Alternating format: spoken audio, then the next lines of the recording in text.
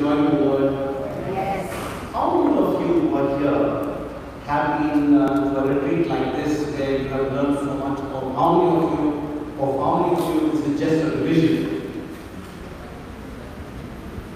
It's just a revision. Sister, you have been for a retreat before. You have been for something like this, right? So, which means that you already knew all these things that we are teaching you. So it's just a revision, right? How many of you for the first time, and this is something that is really exciting you?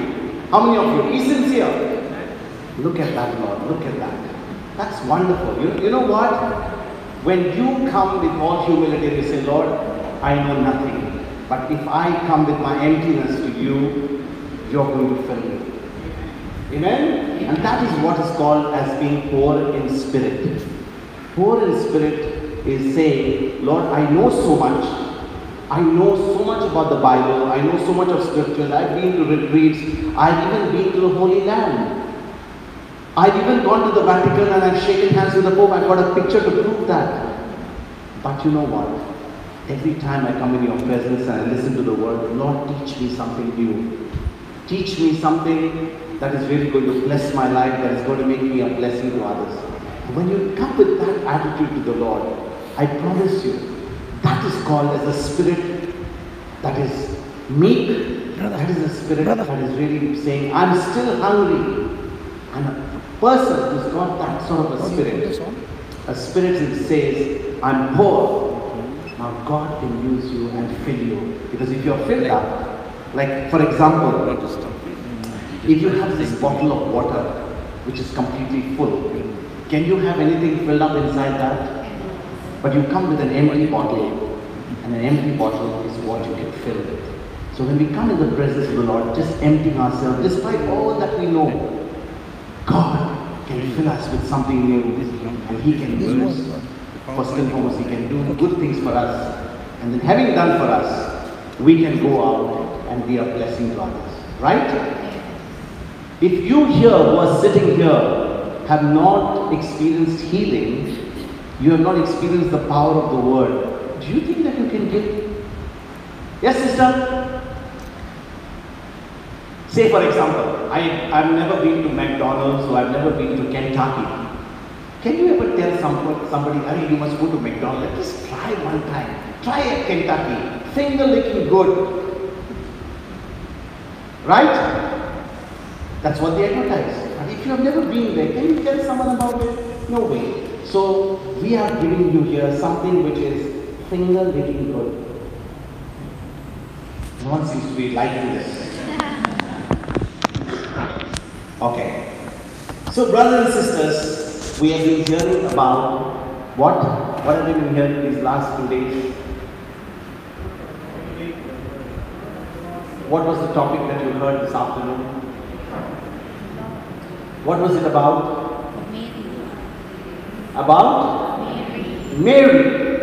And you know what? There cannot be any better example of faith. There can be no better example of trust than Mary. You know, with Mary, our Blessed Mother Mary, she went beyond faith. She went beyond faith. Because faith says, if there is a promise of God, like we have been looking at the promises, by His wounds we are healed. All His bones were out of joint. And because of the pain that Jesus bore on the cross, I want to receive the healing in my body. That is faith, because you have a promise. But in the case of Mary, all the promises that she has been given, nothing seems to get fulfilled. Nothing seems to be happening. It says he'll be sitting on His throne. Right? His kingdom shall be everlasting. And not a single promise came to pass till Jesus died and rose again. Do you understand? So operating in faith is one thing, but operating in trust is, Lord, whether I get my miracle or I don't get my miracle, my relationship with you will never change. My relationship with you, my love for you will never change. That is trust. So operating in faith is according to the promise of God. You are standing on that promise, and you know because God has done it through Jesus on the cross. You know and you know that when you have the faith by hearing the word, you will receive your miracle. But trust is, in spite of the promise, what you are believing for is still not happening.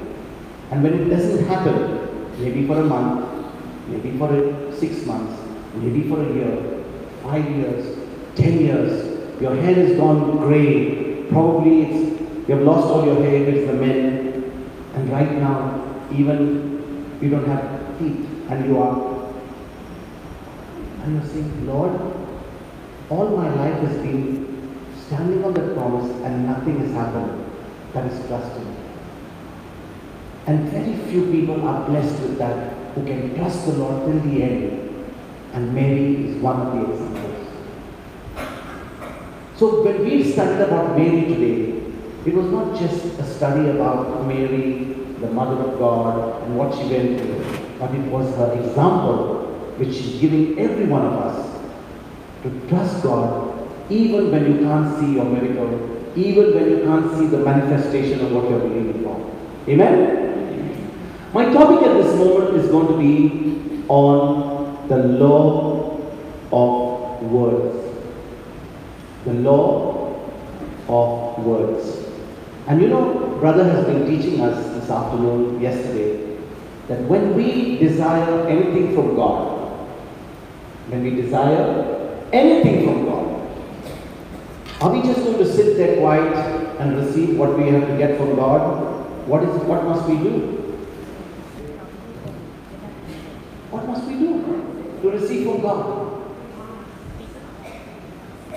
Say for example, we have seen today a lot of healings, right?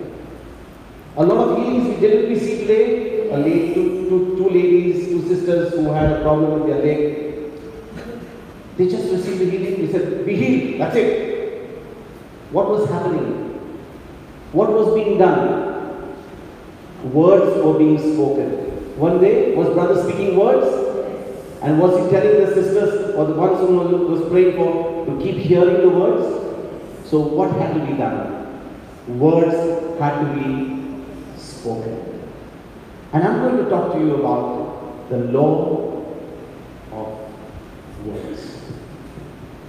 This morning we have heard in Proverbs 18:21. Does anyone remember what Proverbs 18:21 says? Does anyone remember before it goes on the screen? Anyone? Those of you who have got your notes, you are free to look at your notes also. Proverbs 18:21. Okay, let's read it together. Death and life are in the power of the tongue, and they that love it shall eat the fruit thereof. Life and death. So, if you need healing, where is healing? If you need healing right now, where is healing?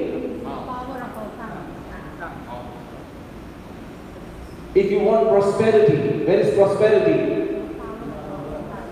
Sorry? It's below your nose. Has anyone told you before when you've gone to a retreat that health, prosperity, all that you have to receive from God, it's just below your nose? It's in our tongue, brothers and sisters. I just told you that. Look at that again. Life and death are in the power of the tongue. And those who love it shall eat its fruit. So if you have been saying something all your life,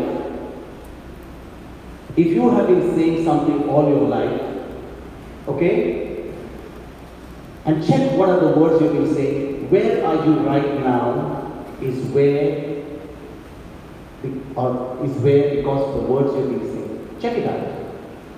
Just pause for a moment and check out what are the words you are saying. Where are you right now is because of the words you are speaking. Does anyone agree with me?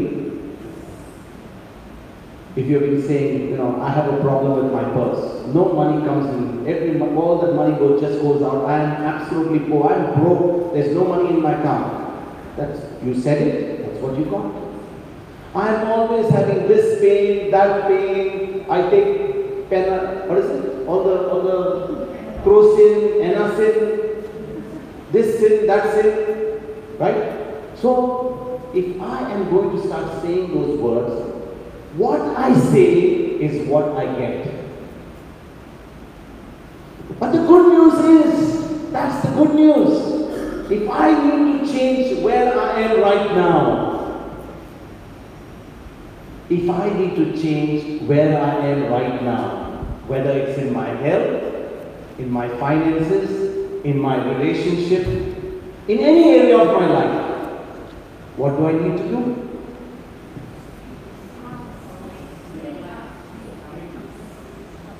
I've just given you the solution, brothers and sisters. You are where you are because of the words you have been speaking. Right? Let's get this right. You are where you are because of the words you are speaking, because if this is God's word and it's the truth, then it is true. But the good news is, I can be where I want to be by changing my words. And when I change my words in line with God's word, and I agree with what God says, because God's words for each one of us is good. We just heard this morning that the thief in John 10:10, the thief comes to kill, to steal, and to destroy. And what did Jesus say? I came so that you may have life and have it in abundance. You have it to the fullest. Now, you can choose which one you want to believe. If you know that the thief comes to kill, steal, and destroy, and if Jesus has already destroyed the thief through his blood on the cross, the thief has no more power over you because he is already a defeated enemy. But when you speak words which are contrary to God's word, you are activating a power. You are activating a law by which you are giving legal right, legal access to the devil to come and kill, steal, and destroy.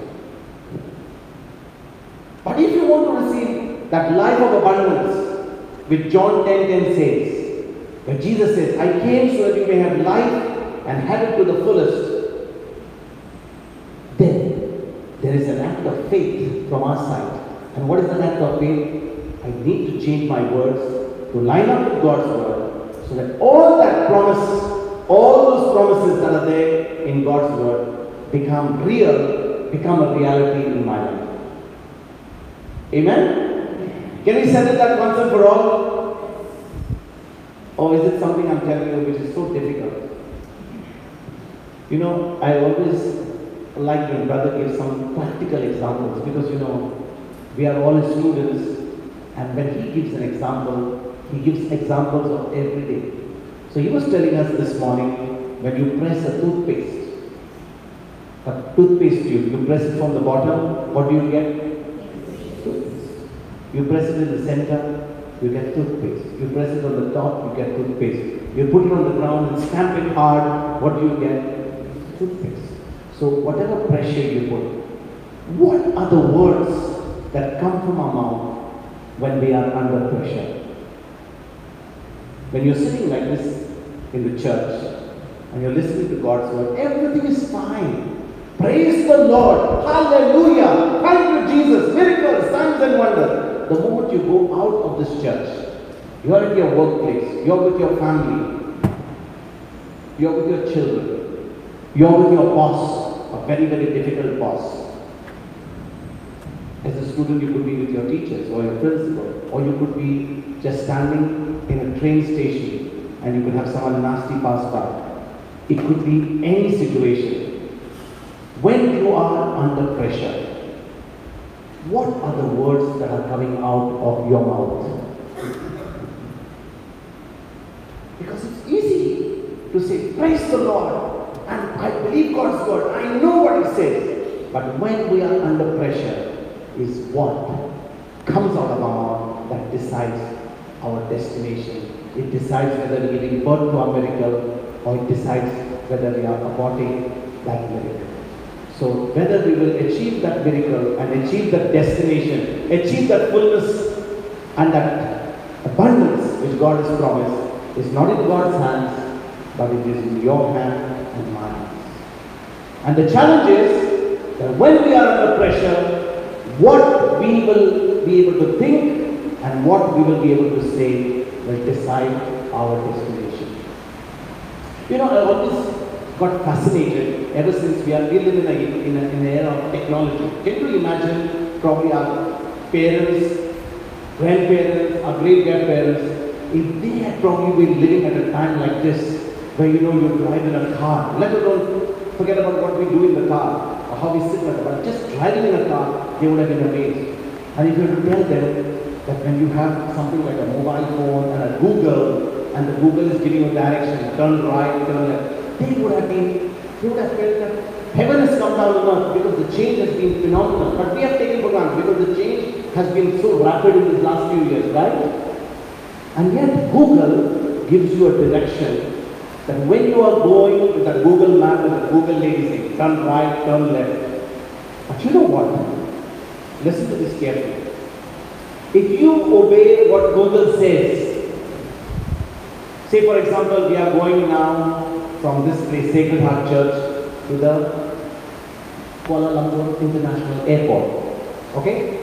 Someone like me rents a car. I don't know Kuala Lumpur. Okay?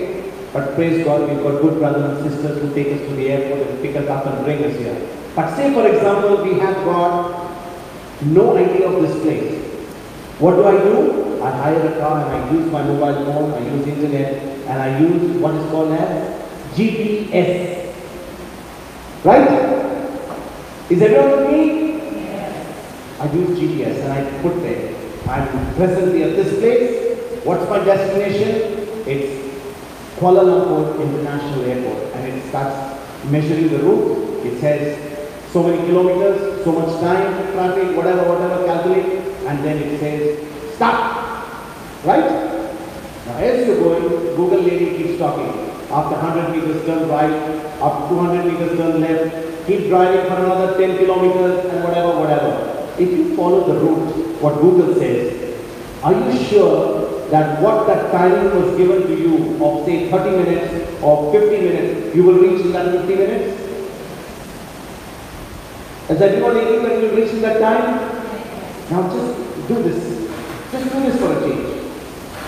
Whenever Google says, take right, forget Google. I don't care what you say. Keep driving. Keep driving. Then it says, after you miss the first one, what it says? Routing.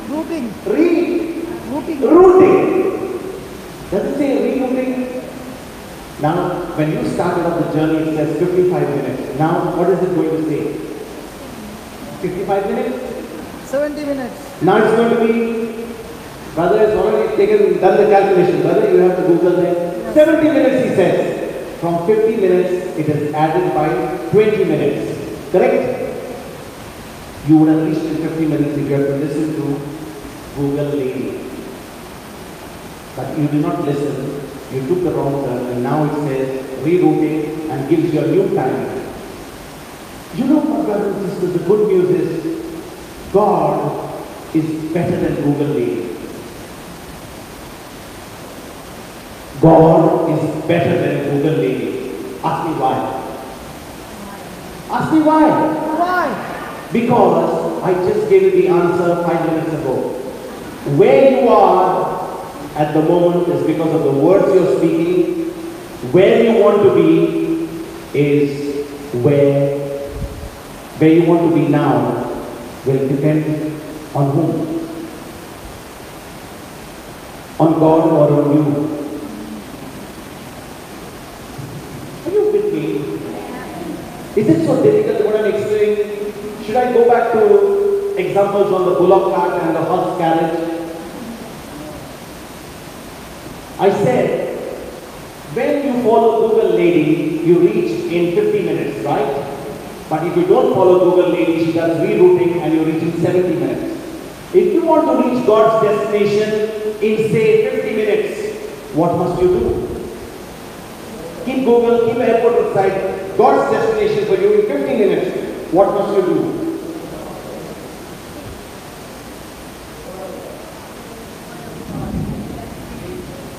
You have the word, you have the promise.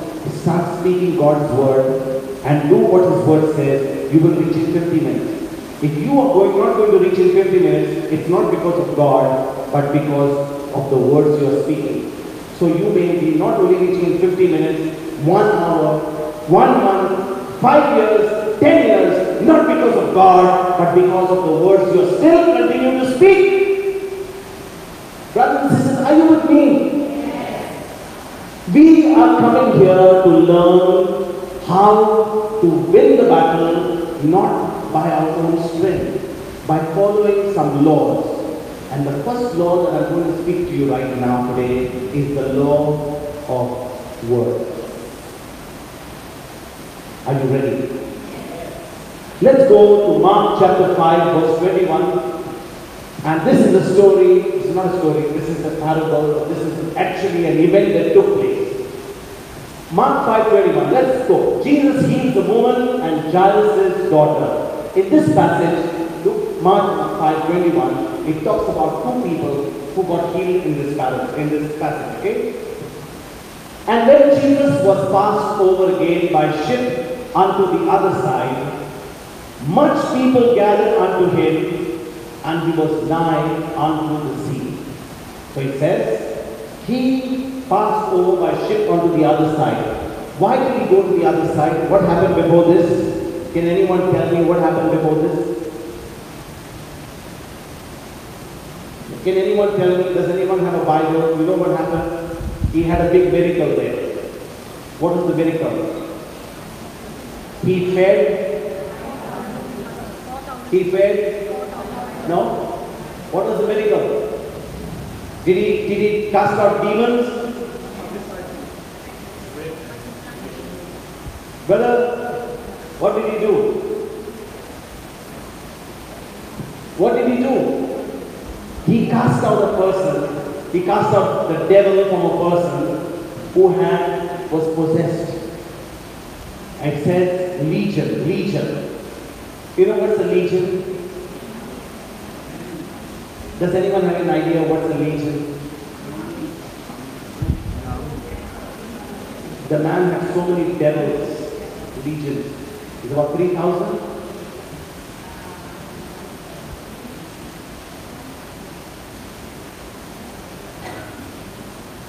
Yes. Go home to thy friends and tell them how great the Lord has done for thee and has had compassion on thee. So the man, I'm not going to go there because I'll get diverted. So there was a man who was possessed, and God, Jesus knocks out all the devils and he says to him, now go back to your people and give the good news. Okay? Testimony.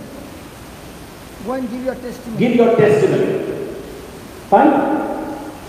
And now Jesus goes back to the boat on the other side.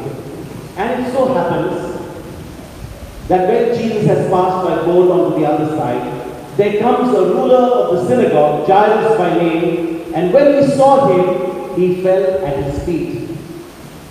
Do you know, brothers and sisters, who this man Jairus was? He was the president of the synagogue. He was an official. You know, it's like a cardinal or a bishop like today.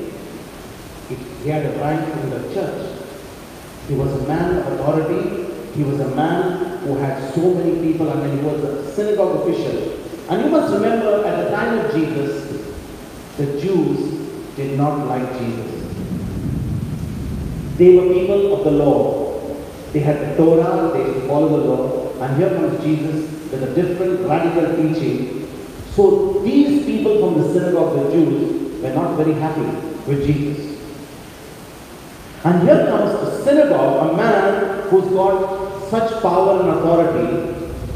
He comes when Jesus is preaching to the multitude, because the multitudes were attracted to Jesus. You must understand something before I go ahead. During the time of Jesus, before he could come, the Pharisees were the people who were in charge of the whole church. They had laws, they had made laws, they used to put scriptures on their head, and everything had to be done by the scriptures. They even had a Sabbath walk. You couldn't walk on Sabbath day, because had you been walking on a Sabbath day, you would be punished. In fact, even if you walked on a Sabbath day, the punishment was death. So, the Pharisees were the CCTV of those days. Do you know what is CCTV? CCTV basically checks out, even if you break some law, the CCTV will eventually take a picture. I don't know whether you have CCTV in this church. Do you have it? You have it, right? So who's coming in, who's going out? Who's walking, who's coming with empty hands and carrying bags away from the church? They were able to find it on the CCTV. Yes, sister? Right? So the Pharisees were the CCTV of those times. Anything you did wrong, they used to say, you're carrying. So people were fed up with these guys. And now Jesus comes and says, I've come here to give you a gospel of mercy, of grace. Don't listen to all this. I've come to tell you God loves you. And all you have to do is just believe that what I'm telling you, and that will be your new life. In such a situation, this man who is the synagogue official of all these Pharisees and all these people who worship God according to the law, he comes down and bows down to Jesus. Can you imagine someone so humble to come and bow down? Why did he come to Jesus and bow down? Why did he come to Jesus and bow down? Because he had heard about Jesus. He had heard that only Jesus could heal. He had heard the miracles about Jesus. He had heard that people are being healed of their sicknesses, dead are being raised, demons are being cast, and everybody's talking around this miracle man Jesus. And everyone is so excited, but people in the synagogue and Pharisees still cannot get it reconciled with Jesus. But this guy, Jairus, is a very different person.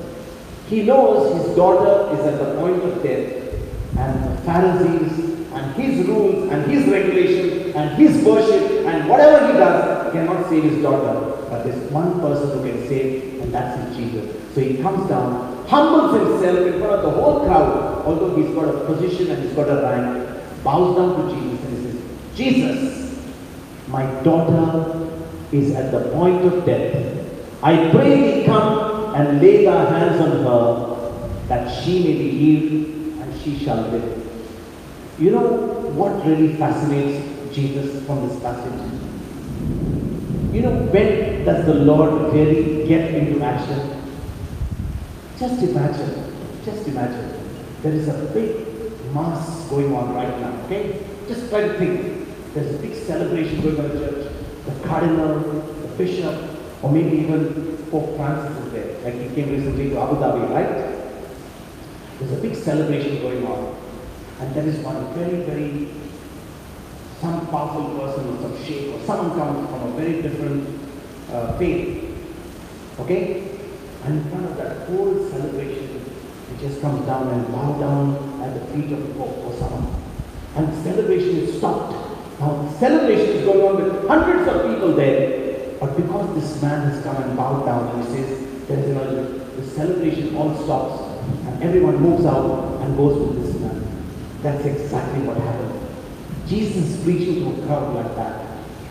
And that man bows down to Jesus, humbles himself and says, Lord, I need a miracle now. And what does Jesus do? Just leaves the crowd and says, let's go. What do we learn from this, brothers and sisters? Humility and emptying of ourselves is the first thing that will bring our miracle. If you want God to act in your life, if you are skeptical about what's happening here, if you're going to question and reason, you will never ever get anything from God. At the moment you say, Lord, I've tried everything. I've gone right from North Pole to South Pole. I've gone to every retreat. I've gone to every pilgrimage. I've got pictures with every royalty and with everyone in power. But I don't have the truth with me. And what I'm getting here right now is going to help me to get the truth and get victory. The day you come to the Lord with this attitude, I promise you, brothers and sisters, everything that is in the Word will be lost. Because God is moved by a humble heart. When you believe it, God starts showing up. Amen? And Jesus went with him, and much people followed him and thronged him. That's exactly what I told you. Jesus leaves everyone aside, and he says, "Come on, Jairus, let's go." And the people are just going along with Jesus. Now what happens? Now let's see. And a certain woman which had an issue of blood for 12 days.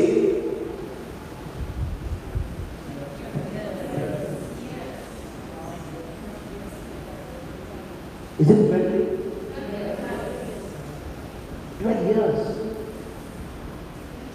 Can you imagine a woman pleading for 12 years? 12 years. Brothers and sisters, just try to imagine someone whom you know who's been suffering for a long time. When you look at that face, when you look at that person, can you see any joy of that person? When you look at that person, the person is depressed, the person is broken, the person is like, oh my, I'm just pulling along. And if you ask the person, how are you? Pulling along.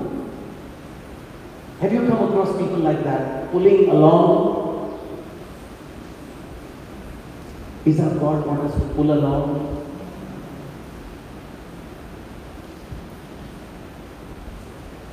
Verse 26, and had suffered many things of many physicians, and had spent all that she had, and was nothing better, but rather grew worse.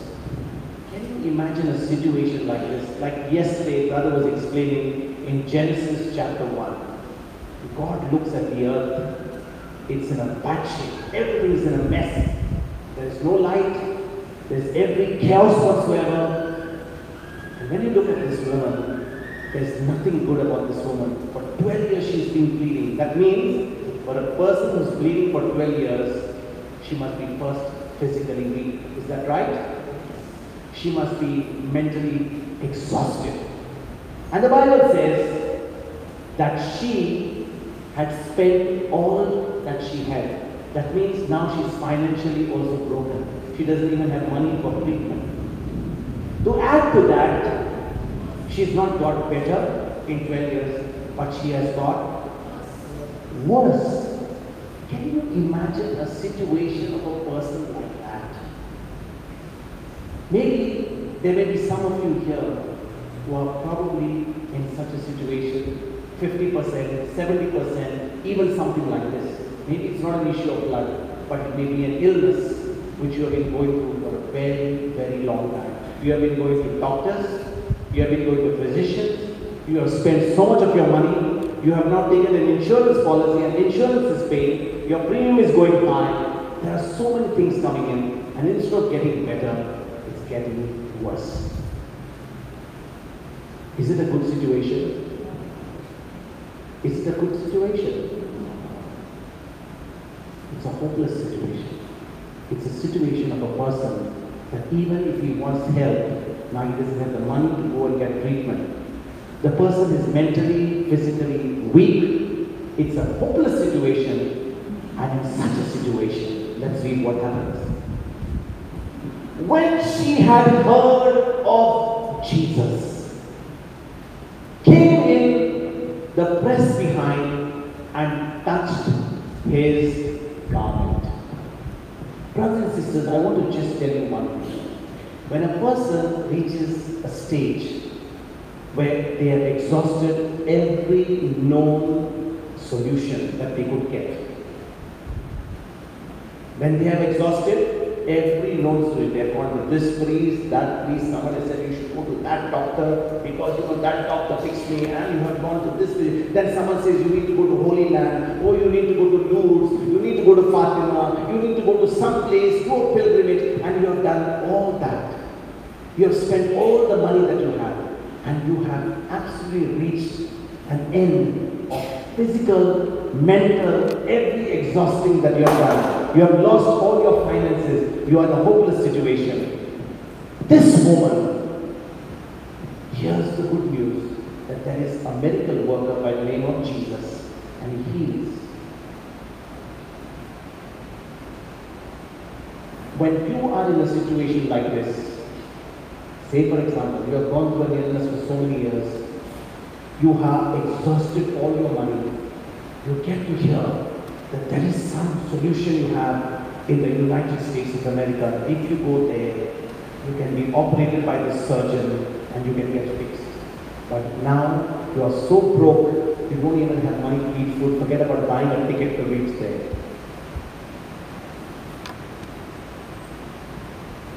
In such a situation, this woman hears that there is a miracle worker, Jesus. And what does she say?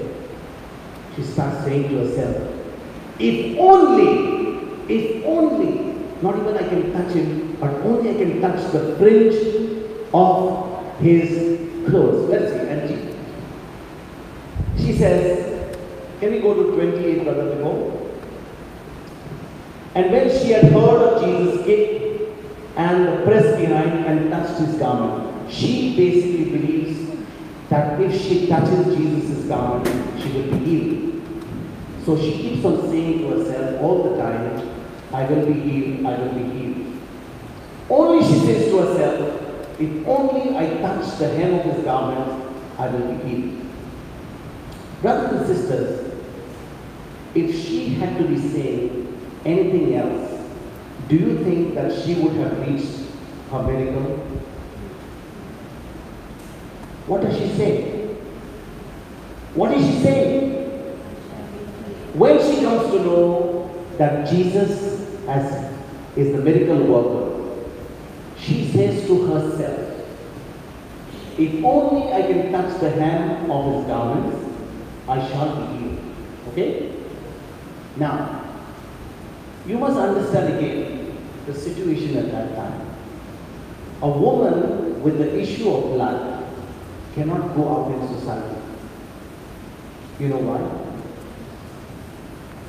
Do you know why? The law forbids a woman with the issue of blood to go in society because she is unclean.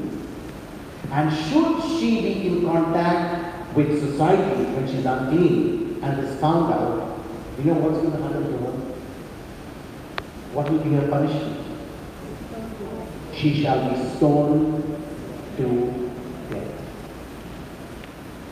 She shall be stoned to death. And she's saying to herself, I will touch the hem of the garment of whom? The prophet. She can't get into such a and might as well touch the hem of the garment of Jesus. That's terrible. That's terrible. How is she going to reach there? But you know what was the secret? The secret is, she kept saying to herself, if only I touch the hem of his garments, I shall be healed. I shall be healed. If I only touch the hem of his garment, I shall be healed. Because she has heard all these testimonies of people around. Everyone is talking about the Jesus. And as she keeps on saying, if only I touch the hem of his garment, I shall be healed. By speaking that, she reaches to a point. Now I want to just get you to imagine a woman who has been bleeding for 12 years. A woman who has lost everything. A woman who's got no physical strength. How is she going to reach and touch Jesus or the hem of his garment when she's weak? There's a crowd around Jesus, thousands. When someone is weak, how is someone going to reach there to touch the hem of Jesus?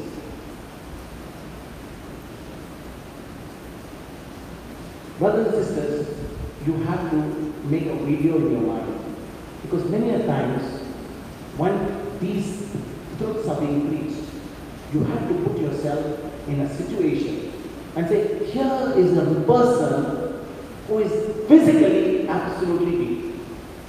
She doesn't have the motivation even to get out of her house.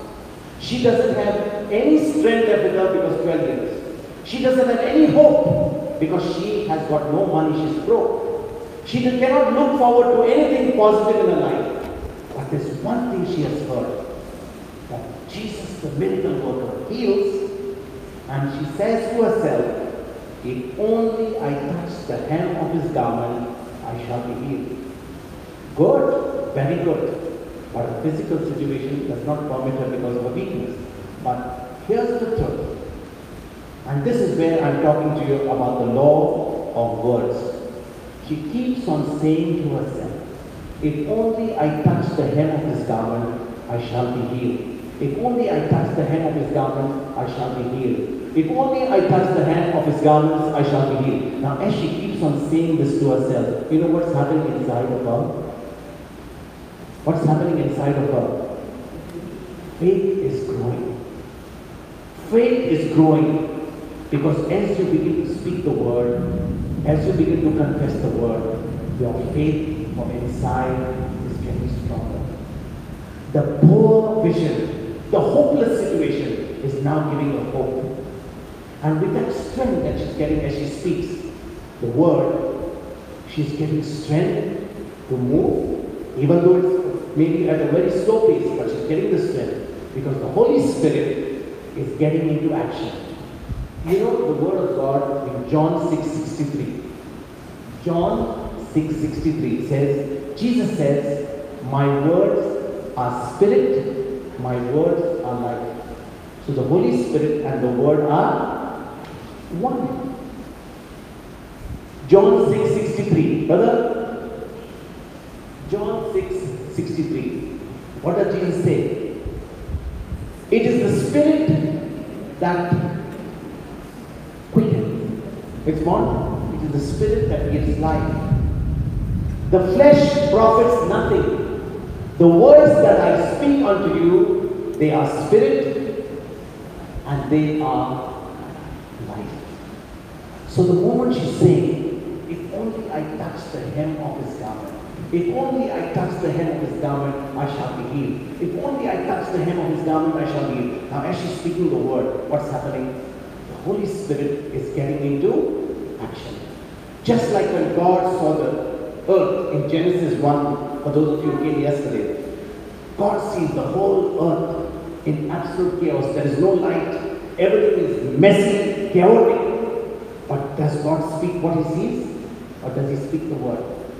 He says, let there be light. Right? Now when he speaks what he wants, the Holy Spirit gets into action and brings to pass what God has spoken. In the same way, the woman with the issue of blood, she starts saying, if only I can touch the hem of his garment, I shall be healed. If only I touch the hem of his garment, I shall be healed. Now as she keeps on speaking, the Holy Spirit is getting into action, is giving her the strength to move. And as she moves through the crowd, you know, the Holy Spirit is making a way, distracting people, making a way for her. And even though it is slow, but in spite of all that crowd, she's moving, she's moving, she's moving, she's moving. Isn't that wonderful? Do you understand, brothers, something? What is happening right now? That when the woman starts speaking of faith, she says, if I touch you, the Holy Spirit will act. If you want the Holy Spirit to act in your life and you want something from God, are you just going to sit there and ask someone to pray, or are you going to take the word and start speaking the word? I'm talking to you, brothers and sisters. If you want something from God, are you just going to say, God, heal me, God bless me, God prosper me, God get my relationship fixed? Or are you going to take the promise of God, which is pertaining to your situation, opening your mouth, speaking it over and over again, till that spirit becomes so strong, faith starts rising from inside, and now the Spirit of God is bringing the words you're speaking to pass. That's how it works. Because the law of words can only be activated when you open your mouth. But you are so discouraged. You are so hopeless here. But when you know the law and you know how the principles work to receive from God, you will understand that you can't get from God just by sitting and being passive. You just can't receive from God by being passive. yesterday. How many were there last night? Can you put your hands up? Okay. You remember, brother took out some ringgits from his pocket. How many of you saw brother take ringgits? Not from his pocket, from my pocket. How many did you see? He says, I've got 50 ringgits here. I want to give it to somebody. I want to give it to you. I want to give it to you, not somebody, to you. Yeah, I want to give it to you, brothers and sisters. Did he say that? Yes. How many of you actually got up from your comfortable seat to take that 50 ringgits?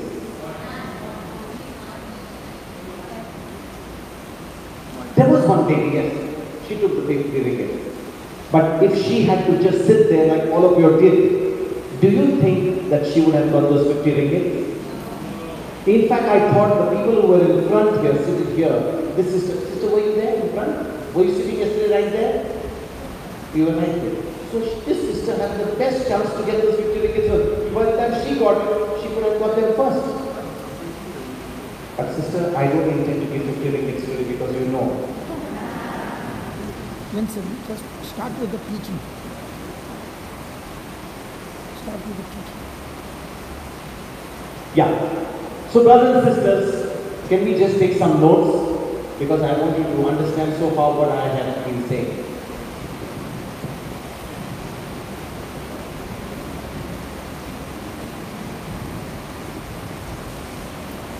Words are powerful. Words are powerful. All this time we thought someone in position is powerful, right? How many of you till this time thought that someone with a title, someone in position is powerful and not your words are powerful?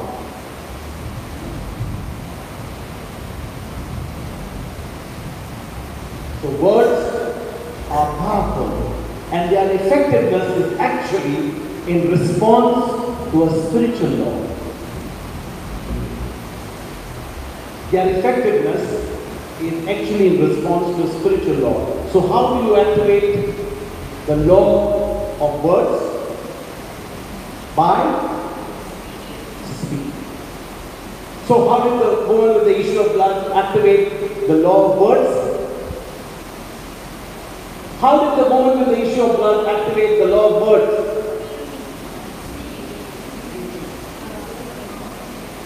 Brothers and sisters, is it that you are talking and I can't hear it because of the rain? Or is it because you are whispering to your neighbor? Okay, so how do you activate the law of words? By your confession, by your speaking. Okay. So what happens with the woman now?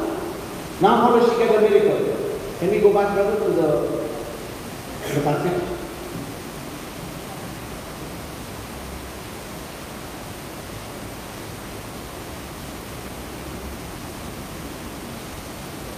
And she said, if I may touch but his clothes, I shall be whole. And straightaway, the fountain of her blood was dried up, and she felt in her body that she was healed of that plague. Can you imagine all that that woman was saying? If only I touch the hem of his garment, I shall be healed. If only I touch the hem of his garment, I shall be healed. As she keeps on speaking the word, the power is getting activated from inside. The law of words is activated. She gets to her destination. She touches the hem of Jesus' garment and she gets healed. Brothers and sisters, today, if any of you have got any situation, do you know that the solution you have right here with you? How many of you have a problem right now? How many of you are having some difficulty or some pain in your body right now? Okay, can we have those who are having some pain in their body to come up here in front? Come up here in front.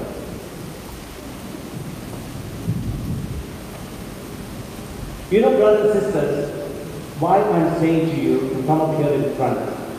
Because if you need this law of words to be activated in your life, and you choose on your own to stay where you are, you know what you're doing? You're doing exactly what yesterday you did. 50 ringgits was offered to you, but you sat there and you refused to get up on the chair. Because you were afraid to show others that you don't need 50 ringgits. You've got a lot of ringgits in your pocket, right? Or you desire the 50 ringgits. Maybe you want a healing, but you don't want to come up in front because there are people around that I did not know that you had that. I did not know. So what you have, you love very much. So you want to stay with it, you want to hug it, and you want to keep it with you for the rest of your life. Is that so? Is that so? You come here because you know that there is a retreat. You know that God always shows up when His word is preached. You know that when the word is preached, the word, the truth, will always be accompanied by accompanying signs and wonders. Are we going to heal? Or is that law of words going to bring the healing?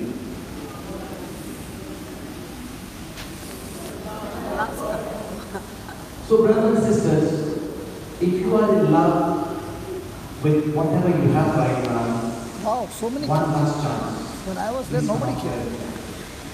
I still believe there are some who don't want to get up still deciding.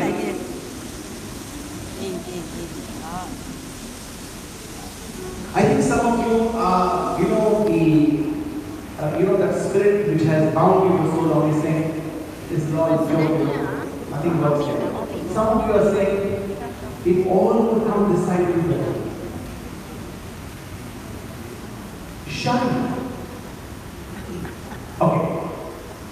If so many people here have got some pain or some difficulty in your body, and God is going to show us with accompanying signs and wonders, who's going to get the glory? Who's going to get the glory? Who's going to get the glory? Amen. So whatever we do here in front of this camera is not about the preacher, it's not about us, it's about Him getting the glory. Because when His word is being preached and His truths are being taught, God will always back up that word, back up His laws with signs and wonders. Amen? Amen. Alright. Now, in the afternoon, we taught you about a passage from Mark 11:23. What does Mark 11:23 say? You shall speak to the mountain. What is the mountain in your life? What is that illness in your life? What is that spirit of infirmity in your life? What is that thing that is becoming an impediment for you to live a life of fullness? Each one knows that? So, we are going to make you heal yourself. Are you ready? Because when you get your miracle yourself, you are...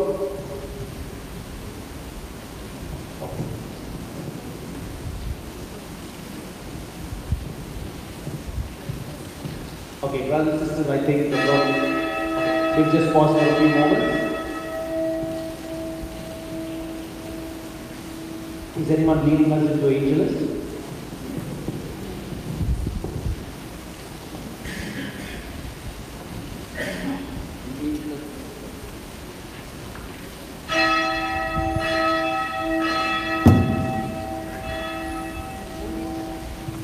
The angel of the Lord declared unto Mary, Hail Mary, full of grace, the Lord is with thee. Blessed art thou amongst women, and blessed is the fruit of thy womb, Jesus. Holy Mary, Mother of God, pray for us sinners, now and at the hour of our death. Amen. Behold the handmaid of the Lord. Hail Mary, full of grace, the Lord is with thee. Blessed art thou amongst women, and blessed is the fruit of thy womb, Jesus. Holy Mary, Mother of God, pray for us sinners now and at the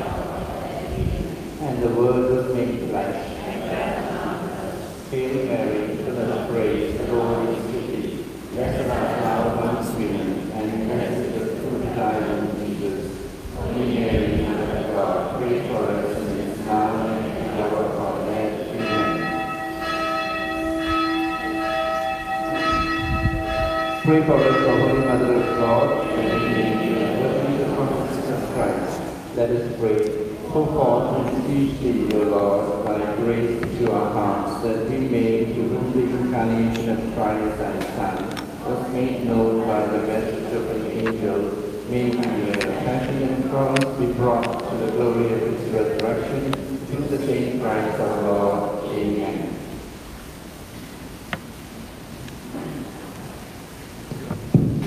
Thank you, brother.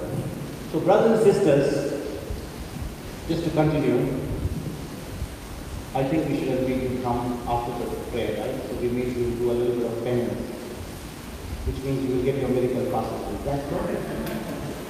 You have been standing for the last 10 minutes without anything happening. Just brought you here. That's all? Okay. So brothers and sisters, as we said in the afternoon, we said, you shall speak to the mountain. Now, we are going to have a song that is going to be sung, that is going to be played right now. I want you all, as the song is being played. First take that and then the song. Yeah, we'll take the song first. No. First take the scripture, then the song. Okay.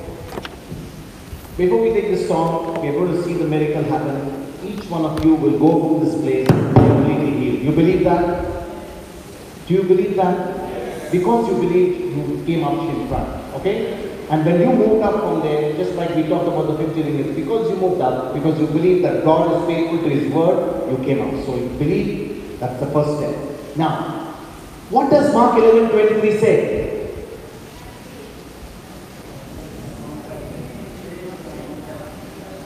Are you going to speak to your sickness? Are you going to confess what you have?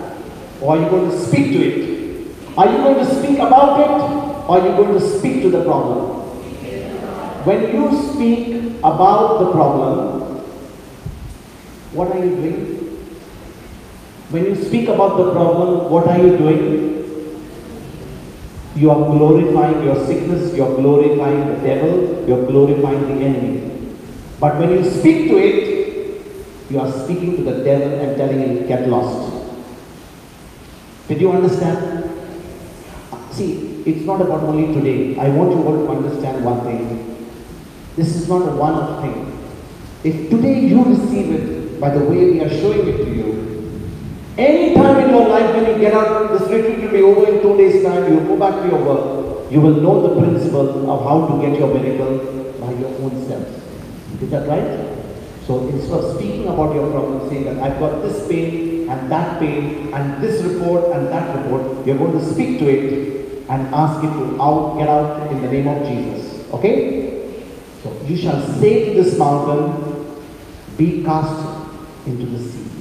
And you shall not doubt in your heart. Maybe in your mind you have this doubt. Just by speaking, people go to doctors, they spend thousands of ringgits. People, when they have to have surgery for so many illnesses, the doctor will give you anesthesia, he'll make you stand or go to get on an operation theater, you'll have to be sleeping, you'll be going horizontal. And I've gone for surgery, I've seen people in hospital. And here this joker has called us here, we are all standing, we are all vertical, and he's going to do a surgery. Does your mind tell you that? Surely your mind will be telling you all crazy things. But when you believe in your heart that God is faithful, now you are believing with your heart. Shall not doubt in his heart, but shall believe that what he says, he shall receive whatsoever he says. So when you don't doubt, but believe that what he said, he or she shall receive whatsoever he says. You know what? The gospel writers, I think at that time, were only talking about the he. But nowadays we have changed that and made brethren. So when it says he, or when it says men, all the sisters and the women are also included. So sisters, please don't feel bad when it talks about he and he talks about the man, because everyone is included. Amen? So now, if you have got a sickness in your body, instead of I speaking to that, I'm going to lead you in a prayer. And as I lead you into the prayer, that particular situation that you have, you will say it. You will speak to it. Okay? Are we all ready? Is each one ready? Let's all close our eyes. And just focus on the word I'm speaking. And as I speak it, that particular mountain or that particular sickness which you have, I can't say for everyone, I will say, I'm speaking to, and you will say what it is, respectively. Is that alright? So let's close our eyes, and I'll lead you into this prayer. And brothers and sisters, you who are sitting on the other side, you to close your eyes and see and focus on the Lord, because you never know if you are making this prayer right now for somebody who is not even here, somebody who is far away, maybe somebody is in Kota Kinabalu, or somebody is there in the US, or somebody is there right now in Jakarta, or somebody is in India, or wherever. If you can answer this prayer by faith, what you are praying right now is happening for them even there by faith. Do you believe it? So can you utilize this time? Close your eyes, and if you know some situation, let's see God's glory. Amen? So let's close our eyes, and I'll lead you into this prayer. As I say the prayer, open your mouths and speak it, and you can only utter it for the illness or the mountain that you have. Loving Father, all together, loving Father, I want to thank you and praise you for teaching us about the law of words. All this while, we have been speaking about our mountain. We have been speaking about our problem. We have been speaking about our situation. We have been speaking about the doctor's report.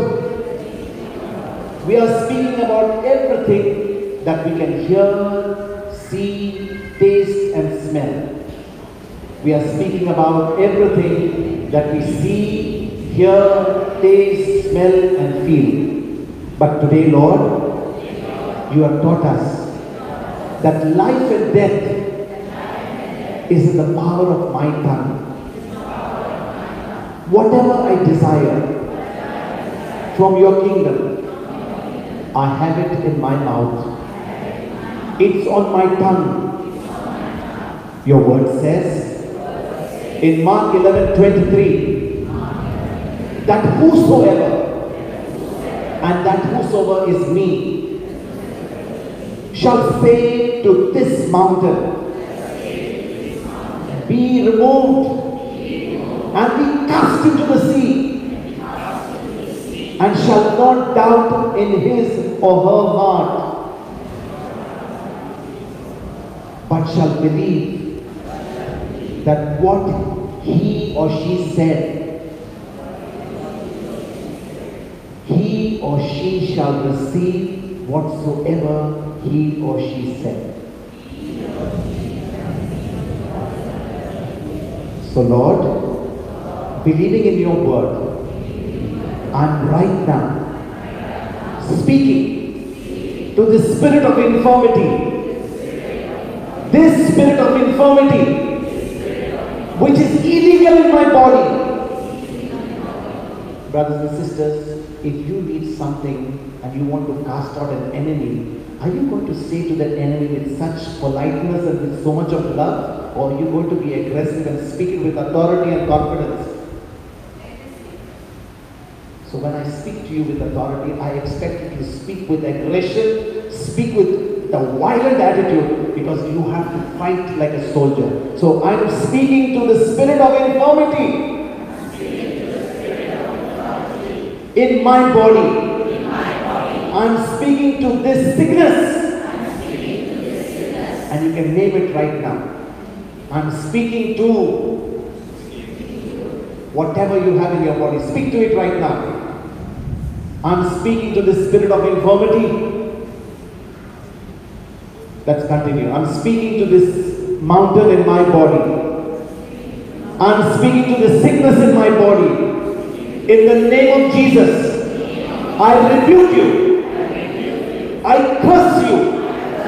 And I command you to leave my body right now and be cast into the sea. In the name of Jesus. And this very moment, as I spoken the word, I believe that this sickness, this spirit of infirmity is no more in my body. By faith, by speaking the word, I have cast it out in the name of Jesus. And at this very moment, I am completely set free from this illness, from this sickness, from this spirit of infirmity, in the name of Jesus. And Lord, this spirit of infirmity in my body has done so much of damage to my body as long as it has been there. And so right now, I'm speaking to every bone, every ligament, every tissue, every fiber, every muscle, every cell in my body. In the name of Jesus, be aligned, be recreated, be loosed, be relaxed, be released in the name of Jesus. I command right now that portion of my body receive healing right now in the name of Jesus. I believe right now that affected portion which was damaged has received a creative miracle, and that organ, that tissue is brand new. Is brand new. It has been recreated by the power of the Holy Spirit. Oh Holy Spirit, you are not only a creator, but you are a recreator. So right now, as I speak the word, those organs in my body, that sickness which was in my body, which has been destroyed, is now not only recreated, but it is completely healed, restored, and brand new in the name of Jesus. I believe it, and that is why I speak it, and I receive it right now in the name of Jesus. And I do not doubt in my heart, Lord, that I have spoken the words, and you, Holy Spirit, have brought this to pass. In Jesus' name. Amen. Amen.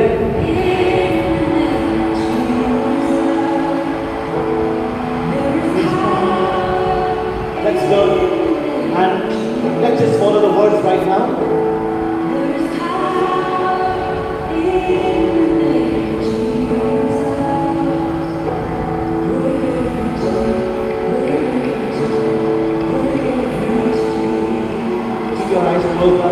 Worship the Lord.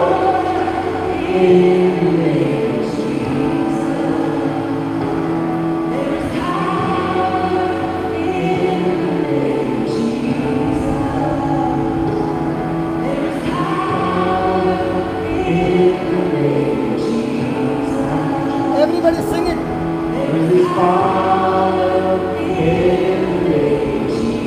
There is power in the name of Jesus.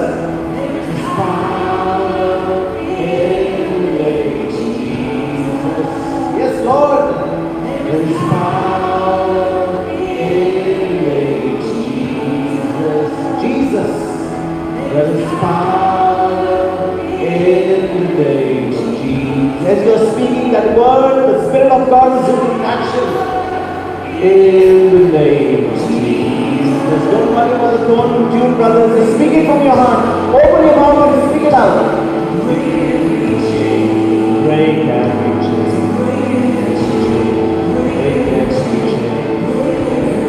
Break every chain.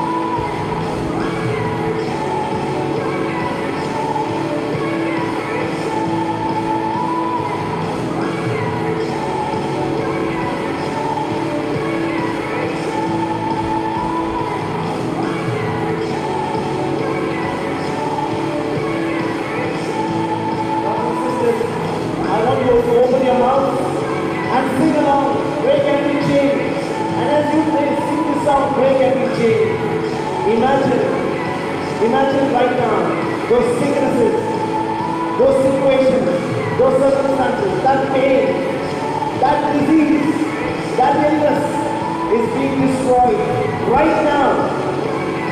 Open your mouth, because you have to open your mouth and say, break every chain. Break every chain. Break every chain. Louder, brothers and sisters. Right now you can open your mouth and sing it. You can't receive unless you open your mouth and sing.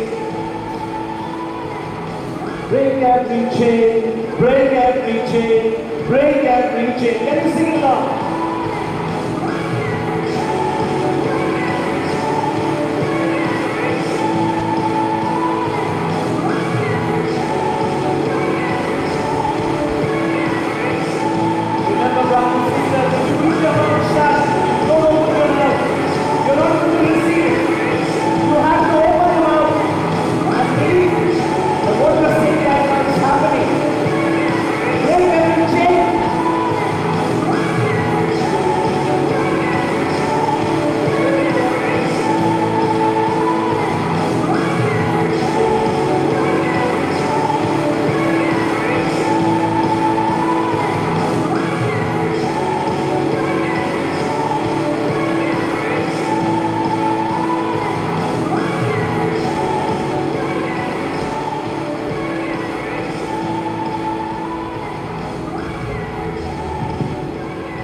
Okay, brothers and sisters, I want to ask, who of you have experienced right now the power of God?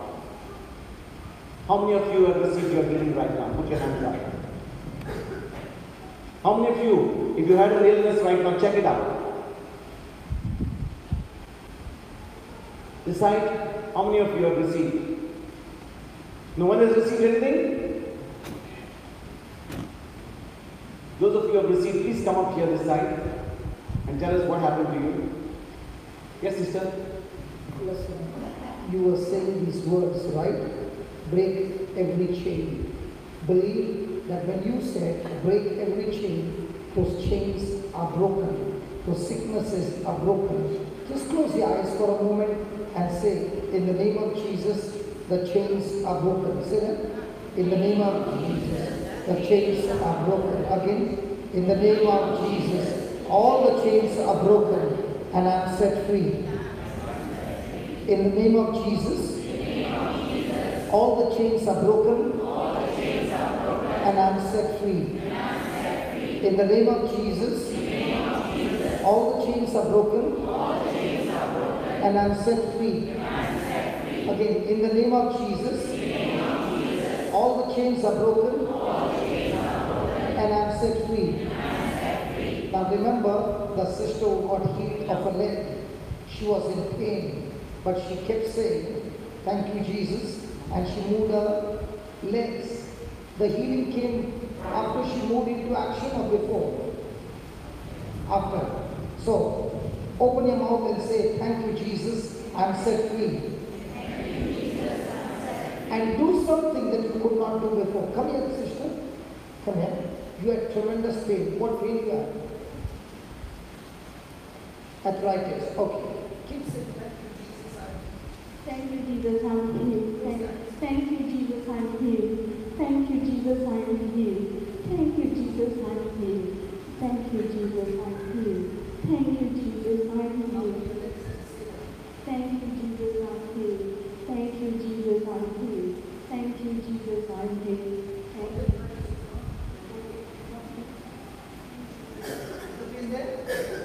No. If you stand there, you get nothing.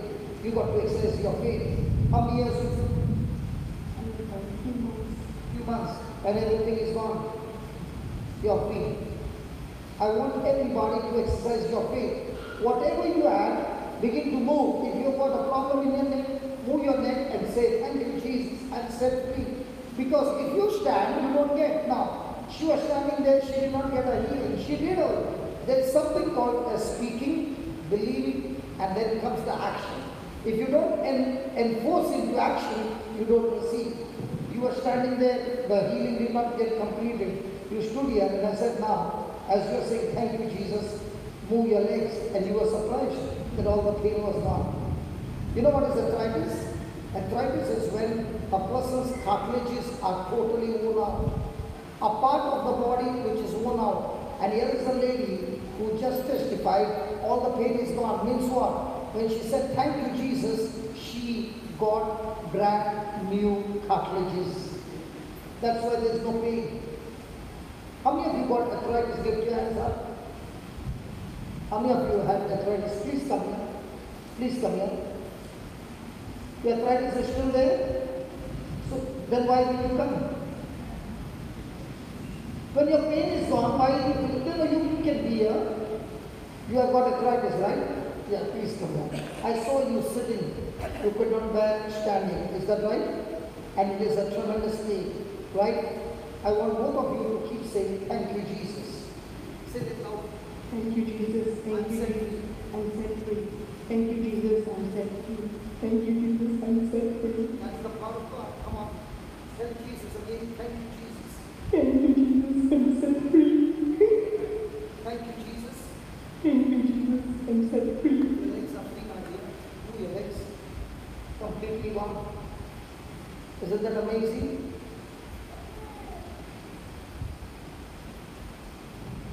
Yeah. Keep saying thank you, Jesus. Thank you, Jesus. And move your legs. Thank you, Jesus. And I hold you. Thank you, Jesus. I am set free. I'm set free. Thank you, Jesus. Thank you, Jesus. I'm set free. Thank you, Jesus. I'm set free. Thank you, Jesus. I'm set free. Thank you, Jesus. I'm set free. Now, are you loose? No. How much is it gone? No, it's different. Yeah, is it complete or is it less? Not the same. God will say, okay, Lord Jesus, I thank you. You said, when you believe whatever you said shall come to pass, you shall have whatever you say.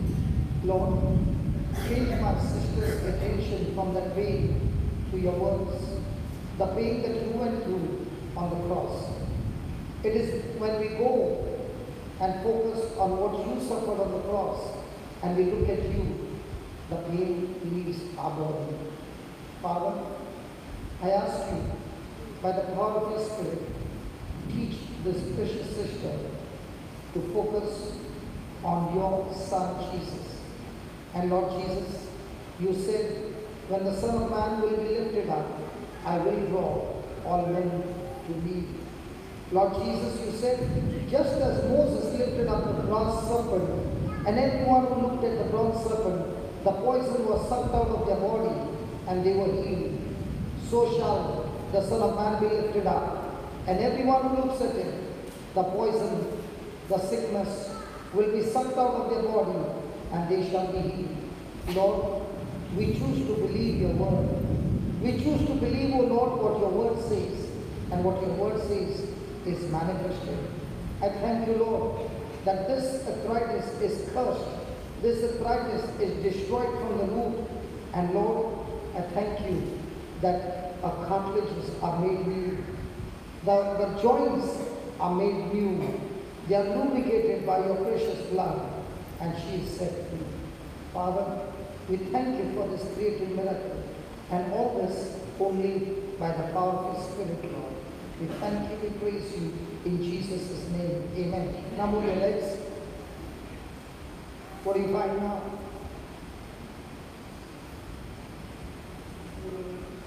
And there was a surgery done in this way. A surgery. The pain is there. Okay. And what about the other leg? And then there is no person pain. There's no pain. But both the legs have pain. Yes, one leg is gone. Okay. Now, by the time I deal with everybody, I want you to keep saying, thank you, Jesus. Okay? So, Lord, whatever had gone wrong in the surgery, because of which the pain is there, Spirit of God, you can perform one more surgery on the sister of mine. And as you perform this surgery, Lord, let the surgery destroy, yes, destroy every pain. Whatever the cause, Spirit of God, you know it. You know it. And you are here. Oh, Spirit of God, perform the surgery now in the name of Jesus. And I thank you for setting up me in Jesus' name. Just keep closing your eyes and keep saying, thank you, Jesus, while I deal with others. Okay? And okay, what happened to you? Yeah, is the pain there now? Spondylosis. Okay, say this, Lord Jesus. Lord Jesus, I thank you for completely healed. Lord Jesus, I thank you, I'm completely healed. Lord Jesus, I thank you, I'm completely healed. Lord Jesus, I thank you, I'm completely healed. Lord Jesus, I thank you, I'm completely healed. Now is the pain there? Much less. Can you see the difference? When you are speaking the words and moving into action, that's when the change takes place. Listen, we are all learning. Is that right? Hello, are we learning? Might be you are not praying this way. Okay? So don't get discouraged. Shall we do it again? Hello, shall we do it again? You know what big error has happened? I'll tell you. I gave my brother to teach. Before he can teach everything, he was excited in healing. And now, you have not yet understood the law of the word. And that's why we are forcing you to get the healing. Okay? Doesn't matter. Close your eyes. Close your eyes. And let us apply the law. We learned that when a person applies the law will always work the same. Do you believe the word of God is true? When you put it into action, do you believe that the word of God is alive? Do you believe the word of God is powerful? It is full of action. So you open your mouth and you speak to that sickness. You curse it. Come on, open your mouth and curse it. Talk to that mountain. Say, in the name of Jesus, I curse you. Listen, don't make me force you. You must be aggressive. You must speak to that mountain that is torturing you and tell that mountain, I do not accept you. In the name of Jesus, I curse you. In the name of Jesus, I curse you. If the fig tree died when Jesus opened his mouth and cursed that fig tree, in the same way you have to die in the name of Jesus. Curse that sickness and say, in the name of Jesus, I curse you. You are dead from the root. And I now receive my miracle. I now receive my creative miracle. I now receive my creative miracle. Every organ, every tissue in my body functions to the perfection to which God has created to function. I thank you, Jesus. I am set free. I do not believe according to my senses, but I believe according to your word. I thank you, Jesus, for your creative miracle. I thank you, Jesus, for this healing touch. Spirit of God, thank you for performing this surgery in my body. In the name of Jesus. Amen. Amen. Now begin to move that part of your body which was giving you hurt. Come on. Keep moving that part of the body. You have got tremendous pain. Come here, your sister in green. You have got a tremendous pain in your body. Stomach and burning sensation. No pain. But now there is burning. Yeah. Now is the burning there? No. It's gone. Good. Praise God. What happened to you? Come here. Okay. Okay. Here is a sister who has got asthma. Okay. Now I'm going to show you a person with asthma, when they run, they become breathless. Is that right? Is that right? Now, Father, I thank you that by the power of your word, you created the world. By the power of your word, right now, I speak to my lungs. Be recreated now, that I am able to breathe freely without any problem. Asthma is gone, and I am completely healed.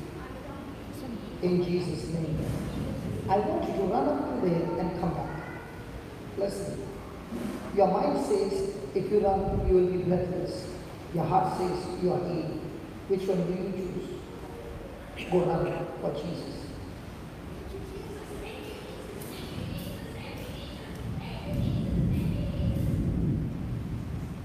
Come running. There's no more breathlessness. Come.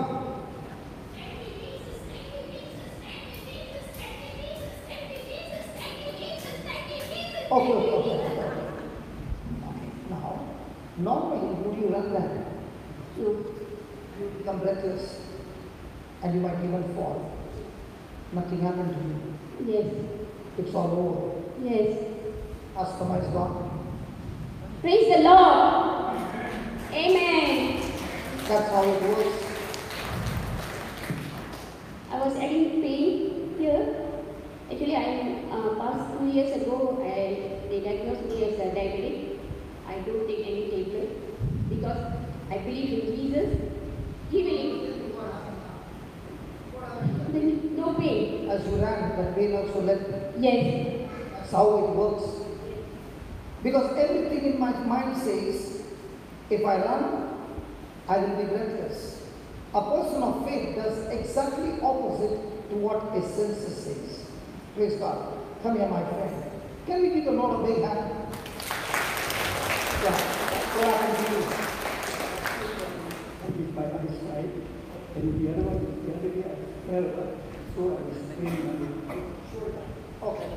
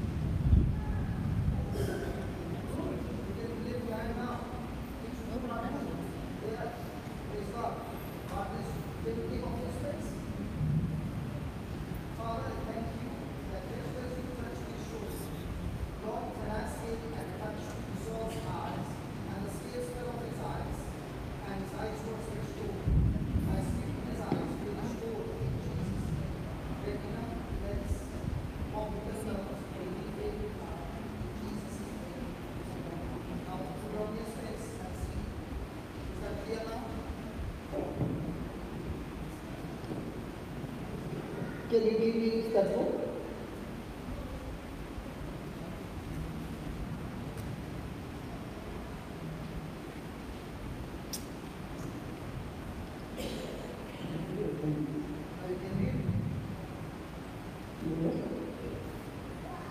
But before this, I was still HSBC.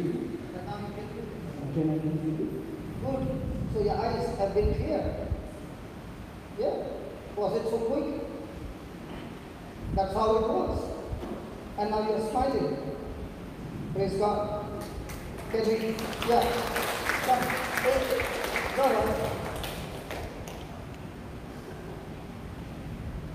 Oh, the cat. Thanks.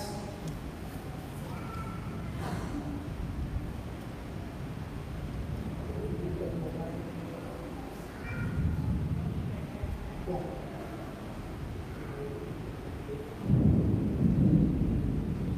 Okay, lift your hands up. Give a tight jerk and say, thank you, Jesus. Give a jerk. Say like this. One more hand. One more hand. And now can you find it? Still there. Okay. Father, in the name of Jesus, can you do one thing, please?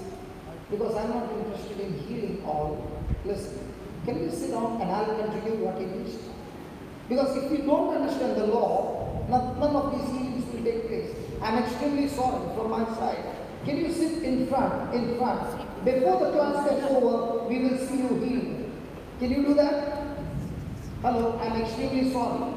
My brother was excited, he went on the healing. Just sit down. Leave this. And put all the words. Because I don't want to force a healing. Are you understanding? I don't want to force on a healing. What is very important is the law.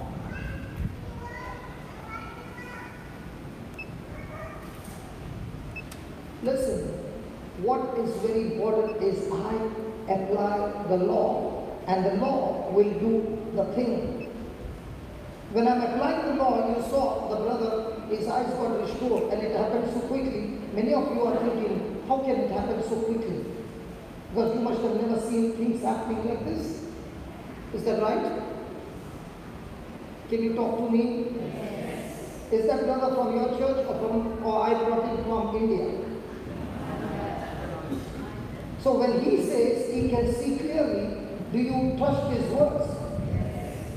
Okay. Put the teachings. Put the truths.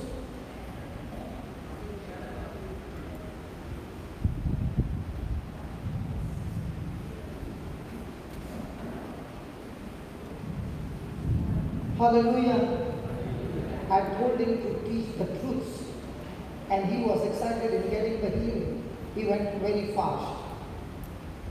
What sets you free? The truth. What sets you free? The truth. Can you put all this? What do you do? Some sort of. No, this is connected? No, just not because I think. Oh, it's off. Okay, yeah. Oh, you do that. Somebody. No, it just. Put it from the beginning, my dear Vincent. Put it from the beginning, please. Yeah, this one. That one also off. Please read that. Something. Words are powerful, and the effectiveness is actually in response. Now. Every one of you who are standing here had an issue. Is that right? It was a physical issue. And this physical issue has to be destroyed. Right? Now what are you saying? What's the truth? When I believe that the words coming out of my mouth are powerful, then my response to that issue or my response to that physical thing that I'm going through that pain is the word that I've spoken has the power to kill it. Unless I believe that, it won't work. I don't want to use my words to kill the sickness in your body. Then you will be always running after me. The same law operates for everybody. Are you getting it? So you must believe that your words have power, and your response to every situation in your life is the word of God, and when you speak it, it will go and kill that which is coming against you. And unless you believe that, then you will be, the preacher will be forcing you to get your healing. We are not here to force you to get your healing. We are here to teach you how you can get your healing.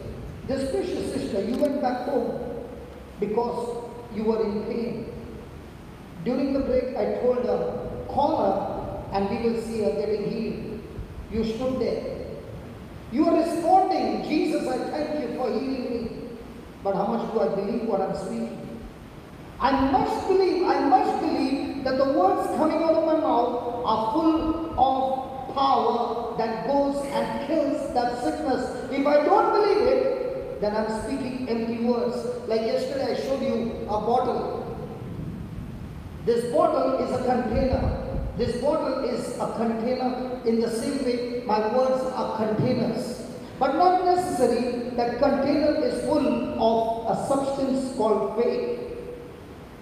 But when I open my mouth and I speak the word full of faith, now the word becomes powerful. Now when the brother speaks and says, my eyesight, I cannot see. It's not clear. For example, the other sister who was here, her legs have been operated. But the other leg which was in pain, the pain has left her. Now what should be her mind? If that pain is gone, by the words that I spoke, I will fight against this pain and kill it. Unless I become a fighter and I believe that the words coming out of my mouth has got power, it won't work. For example, we all know that the car moves in front. The car moves. But did we all go to a motor driving class before we got the license? Yes. Why did we go to the class? Because you want to learn the spiritual, the natural law. Because if you don't learn and they give you a license, you will cause damage to many people. To yourself, 100%. In the same way, I must learn and practice and get trained in this spiritual law, first of all, to believe that the words have got what? Power. Is that clear? Put the next one.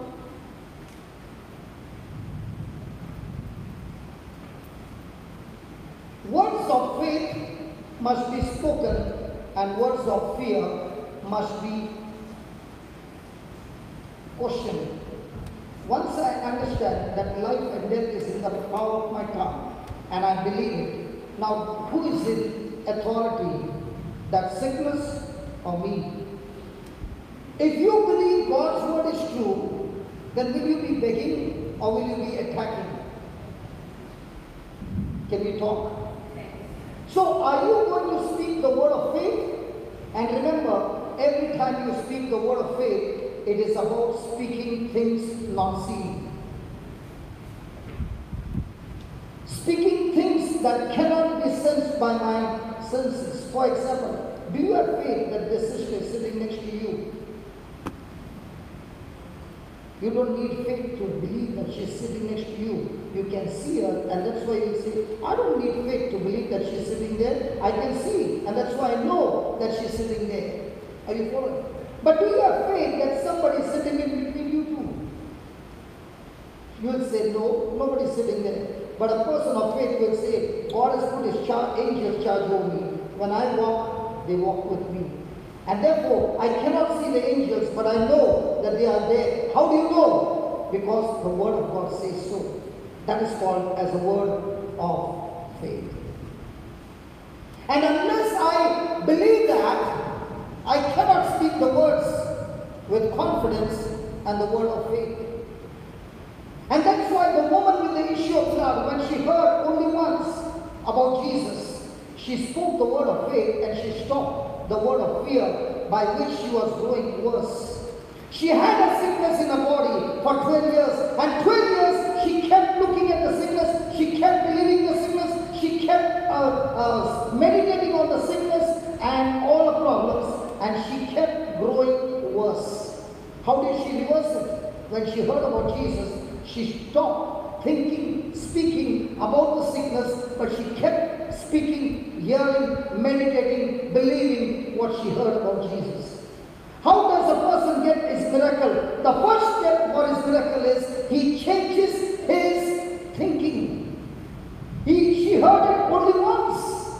She had not seen Jesus. She only heard it once. And when she heard it once, she kept thinking. She kept speaking to herself. And what did she say? If I touch his garment, I shall be healed. If I touch his garment, I shall be healed. She could have said the other way around. She could have said, I want to go and meet this Jesus, but how can I go? Nobody's there to help me. She could have said, if I only touch his garment, I shall be healed. But she never got out of the house. She would have been dead. But what did she do? She spoke what she believed and she acted on what she believed. That's how you get your miracle. My friend, miracles don't come free. There are things that you need to do to cooperate with God. When you read the passage, it looks so simple that she got out of her house, she went and touched Jesus' garment. I want to tell you, she had to fight every battle, because if she comes out in the open and everybody recognizes her, she can be stoned to death. She cannot take somebody's help. Why? Because the person becomes unclean according to the law. She could have had so many thoughts in her mind. I'm so weak. I can't even stand. 12 years, the doctors gave me all a false hope. But she never thought of all those things. She kept saying, if I touch his garment, I shall be healed. The question before we go for a healing, is what are you saying to yourself? Are you saying, for example, the sister is saying, might be saying, the doctor performed the surgery. Might be the surgery went wrong. That's why the pain is is still there. When there is a pain is nothing but an indicator that there is some disorder in your system. When everything is on order, you don't get pain. Is that right? Come on, is that right? And even if the doctor has made an error, can your words of faith set things right for you? So, are you going to think about what went wrong, or are you going to think, how can I make things right in my life by my words? So from now on, what are you going to say? This woman continuously kept saying what she heard about Jesus. Are you also going to be continuously saying your faith, or are you going to switch over to worry and fear? Nothing is so simple. There is a fight that takes place in our heart. The mind keeps saying what our senses say. The heart says what the word says. Which one do you choose to walk in your life? Your faith will cause you to speak God's word in every situation. Can you ask a question? When I'm going through a situation, I can say I have faith in God. But when your situation is getting worse, what kind of words come out of your mouth? Words of defeat, words of failures, words of worry, words of anxiety, then those are the things that you are believing in your life. Might be you are standing there and saying, God, you never heal me. God never heals anybody. It is your faith that heals. Might be you are saying, God, you never moved my mountain. He never said he is going to move your mountain. He said your faith, your speaking will move your mountain. And if you are not moving your mountain today, that doesn't mean you cannot learn to move your mountain. My friend, when it did not happen once, that doesn't mean you're failed. No, it means you have started it and you are going to practice it and practice it and practice it and practice it till you get what is yours. Are you with me? So I do not want you to be discouraged because it did not happen. In fact, you must be more encouraged. Thank God it did not happen so quickly. Now I can learn what went wrong. If everybody would have got healed, we wouldn't have been teaching you this. Now, when you did not get healed, you must ask the question, which category am I when I'm standing there? Am I believing my words have got power? Am I going to respond to that situation with my words of faith? Or am I saying I got faith, but deep inside, I have a defeated mindset? My senses rule over my life. We learned that every affliction in your life works for you. It doesn't work against you, it works for you. And it prepares, it works for eternal glory. When I change my mind to believe in things that are not seen. Is that right? Now when you are standing there, with what mindset are you standing there? That you are going to get your healing? That the preacher will put his hand and create a healing for me? Or will you go come and stand there and say, Lord, I'm standing in your name. If that person gets it, that person gets it, that person gets it, and the law is the same, I'm not going till I get it. I'm a fighter. I fight every day. How do I fight? I don't fight with my senses, I fight with faith. Using what? The promises of God. And that's what you are doing. Hallelujah. Hallelujah. Hallelujah. Hallelujah. So how do I know you got faith in a bad situation? What comes out of your mouth says who you are. What comes out of your mouth says what you believe. Hallelujah. Hallelujah. Next. Okay, believing is a two-step process. Believing is a two-step process. You believe in your heart, and then you speak what you believe. That's faith. Now, in your heart, what do you believe? You are healed or you are going to be healed? Hello? In your heart, you believe you are healed or you are going to be healed. What did the woman believe in her heart? That if I touch his garment, I shall be healed. Is that right? Yes. Hello, is that right? Yes. Sister, you look to be very strong. Can you please come? Yeah, come. What problem you have? I've been vertigo for 6 years now, and You are working for 6 years. Praise God. Hallelujah.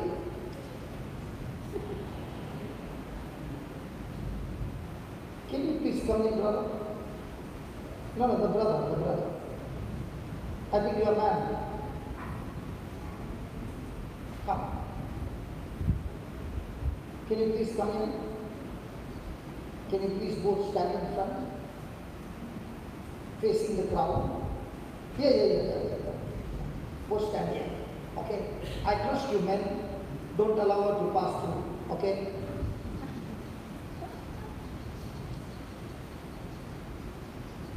Don't allow her to go through. Okay? Hold hands tight. Okay.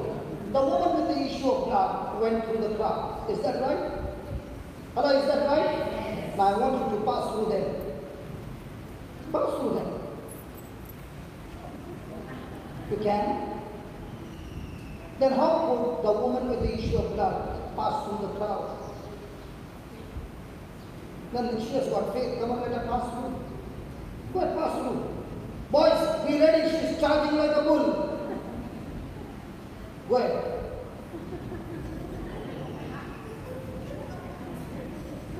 Okay, now, she's trying with her strength. Now let me show you how did it work that she passed through the crowd. She would have got out of her house with weakness. Did she change her words? If I touch his garment, I shall heal. Did she change her words? No. When she had to walk all the distance, did she change her words? No. When she saw the crowd, did she change her words? She did not change her words in spite of every opposition, and she kept saying. Now, when you see in Genesis 1 verse 2, the Spirit of God was moving over the waters, did God say, let there be light? Yes. Who moved into action? The Holy Spirit. When she is opening her mouth and saying, if I touch his garment, I shall be healed, who is going to move into action? The Holy Spirit. For her sake. Why? Because she's speaking words of faith. So when she comes here and she can't pass through, she's not forcing herself. She's still saying, if I touch his garment, I shall be healed. If I touch his garment, I shall be healed. The Holy Spirit will make a way for her to pass through. That's what words of faith does.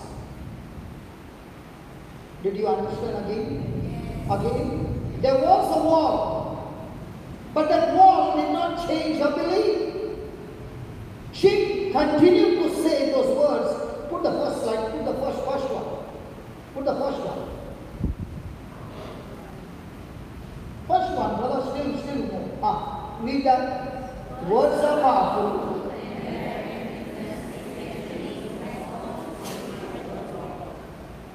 When they both are standing, what should be a response? How can I pass through now? And these are only two. There's a big crowd there. How can I pass through? But what did she believe? She believed her words are powerful and her words have effect in the spiritual realm. And if it is there, if the words are affecting the spiritual realm controls the natural realm. So is she using force or is she using faith to separate them? Most of the time, what do we use? And that's why we miss. You got vertigo, you said. Take off your specs. Watch this. You cannot.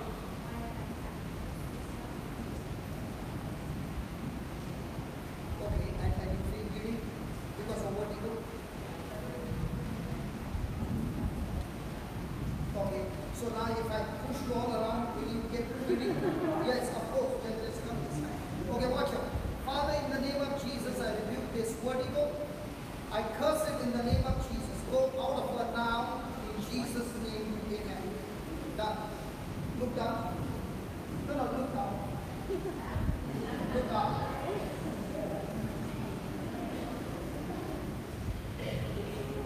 Isn't it?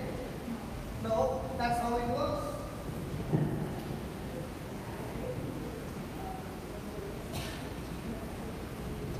I don't feel anything now. It's like, Oh my God, it's gone. yeah. Now, did I use strength or did I use words? We just use the word. I don't know. It's like me. I feel like I'm on high. Was it too fast? I don't know because it's like very fast, and then I feel like I'm floating. That's how I felt. Now, don't ask me to pray how to bring you down. God bless you. Now, what is the response that I responded to this vertigo? A person with vertigo, what I just did, will be fallen down, and the person will have a tremendous problem, and the person might even start vomiting. Did my words do exactly opposite to what she suffered? Why am I so sure? Because I believe the words out of my mouth, coming from my heart, are more powerful than what I heard she speak about that sickness. Are you understanding the spiritual law? Hello? Yes. I'm teaching you step by step how it works. Put the slide. Go ahead. You know what I'm going to do? Oh yeah. You know what I'm going to do? These slides will be here. So whoever wants can take it from here. Okay? Even if you don't get to write, don't worry. The slides are seen here. Okay? And these are spiritual truths. You got to apply them to see the result. Amen? Amen? Amen. Believing is two steps. You believe in your heart and then you speak what you believe. You believe in your heart and then you speak what you believe is faith. Now, according to her, with what she's going through, she can never dare to do what I just did. Are you following? So, am I believing first in my heart, or am I believing what she said in my mind? And what I'm believing, am I speaking it? Yes, that's step number one. Hallelujah. For your faith to be effective, the believing part comes first. Believe and speak words that reinforce what you believe. That comes the having part. So there are two things. One, I believe and I speak it out of my mouth. Two, what I believe, I move into action and receive what I just spoke. Are you with me? Yes. For example, you had a problem in the sleep, about sleep, right? We are going to kill it tonight. Okay? Tomorrow, you come and report to us. Okay? And you will be saying, I slept like a baby. Because when you go to sleep, you will do two things. One, believe the word, speak what you believe, and then move into action and take what the word says. Amen? Amen? Amen. So the first fundamental of faith is to believe and say. The second fundamental of faith is to do an action that demonstrates your faith. So are there two things? First one, I believe what the word says. And when I believe what the word says, I speak it out of my mouth what the word says. Two, the woman not only spoke what she believed, she got out of the house and moved into action. Do we move into action? Hello? Do we move into action? And when you move into action, you take the kingdom of God by force. And that's why Jesus said, to take the kingdom of force, you got to be violent. He said, the violent take the kingdom of God by force. Are you violent with people? No, you are not violent with people. but you're violent in your spiritual life against the powers of darkness that is stopping you from believing things with your heart. What's your problem, brother? Huh? Okay, sleep. Okay, what about you? Pain in your body. Come here. Does your words have power? Does your words have power? Yes. Do you believe? Yes. Do you believe your words Actually being served that you at speak 7. Is it? kills the situation that is coming against you? Not dinner time. Yes. So Do you believe you've got to do two things? One, believe in your heart and speak it out of your mouth. Yes. Two, to get it into action. What you believe, to put it into action. Yes. Yeah. Now close your eyes and say this. Lord Jesus, I thank you for teaching me. I thank you for teaching me. My words are power. My words are power, And I can speak and I can speak to that pain to that pain that is running in my body. that is running in my body. In the name of Jesus, In the name of Jesus, every pain, every pain, I'm talking to you. I'm talking to you. Get out of my body. Get out of my body. I said, get out of my body. I said, get out of my body. Right now. In Jesus' name. In Jesus' name. Lord, I've said it. I believed it. I've spoken it. Half an hour. And I've received it. In Jesus' name. Now you did the first part. Now what's the second It's part? already 7 o'clock. Action. So do something that you would not do. Go ahead.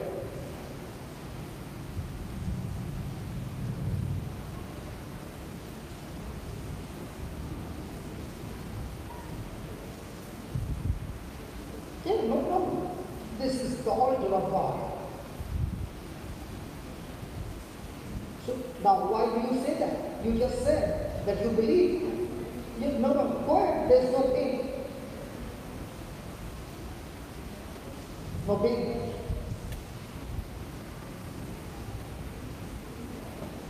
Now say that, Lord Jesus, I have believed it, I have been pushed into action, and you have set me free. My faith has conquered this pain, conquered, and my body is completely relieved. Amen. Now sit down and sleep again. Sit down and sleep again.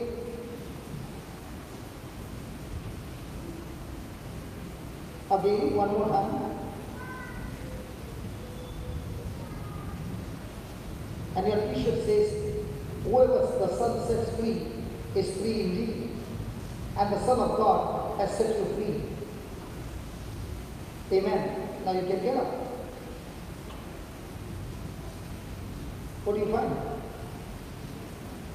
It is lighter and lighter. That's exactly what I'm saying. How many years you suffer?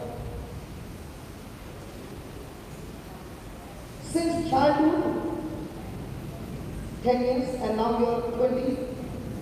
When you are 10 years old, and now you are 20. 40. You are 43, so 33 years. Congratulations.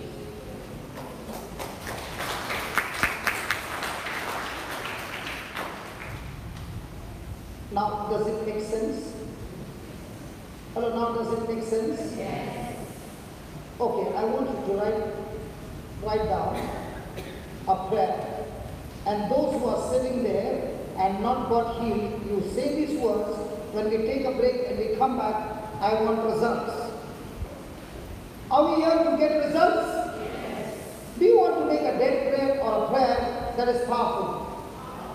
Come on, the Lord is teaching us right now. The truths are there. You took the truth, you spoke the truth has set you free. Close your eyes and say this. Lord Jesus. Sorry, right now. I'm sorry. Lord Jesus, I thank you for teaching me the truth.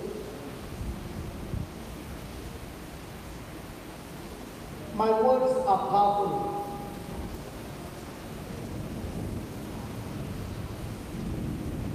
And I respond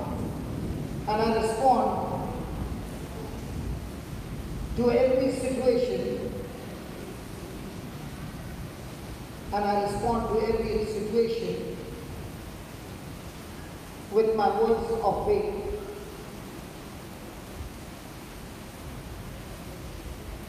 In the name of Jesus,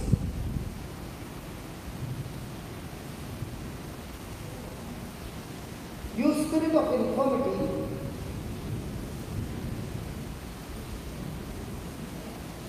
you sickness,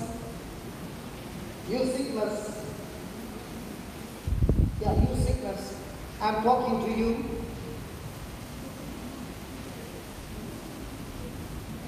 Get out of my body right now from the root.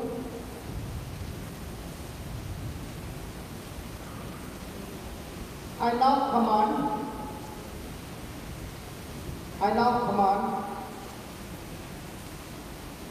all my bones get aligned in the name of Jesus. All my bones be recreated,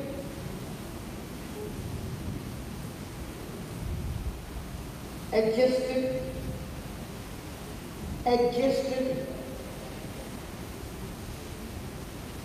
and be loosed.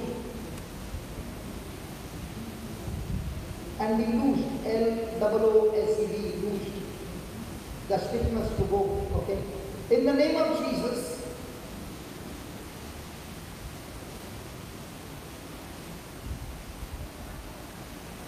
my muscles, ligaments, tendons, cartilages, nerves, muscles be aligned, recreated, loosed, relaxed, and be healed.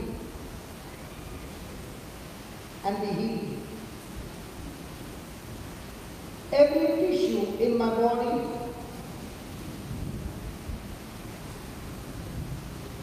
every organ in my body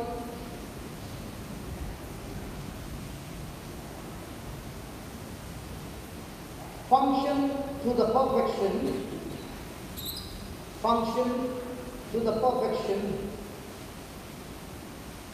that God has created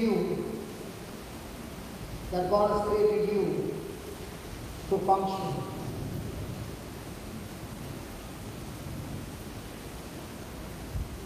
I forbid any malfunction. I forbid any malfunction in my body,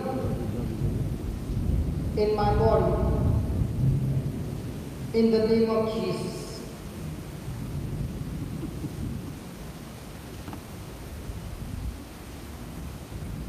Every pain has left my body, and I declare,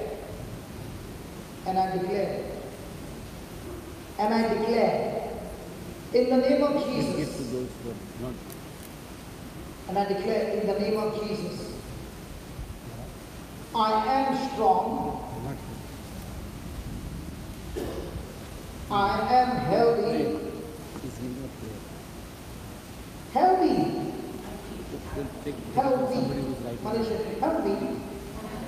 Indian, healthy, free,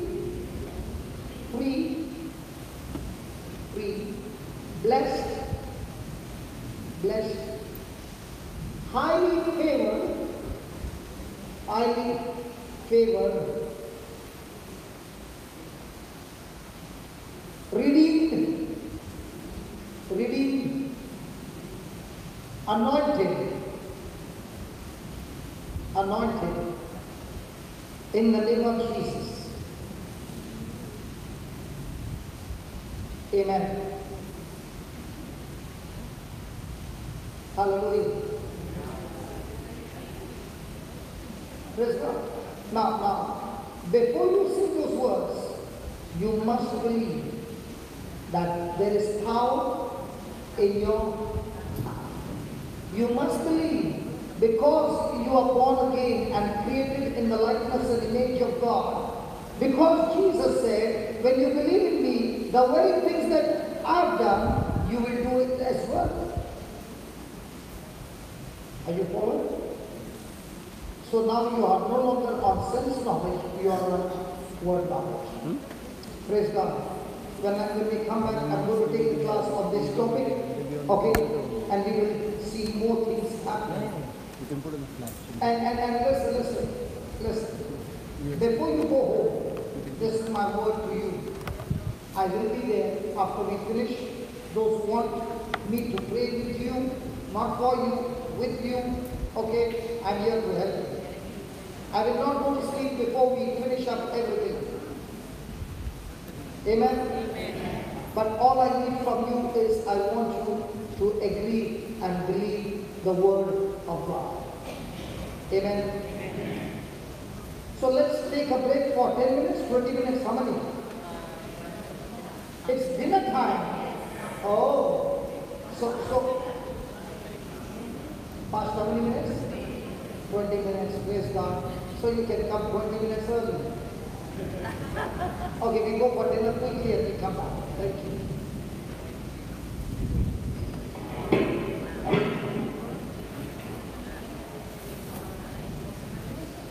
Were you doing the camera? Were you doing the camera? It was fixed.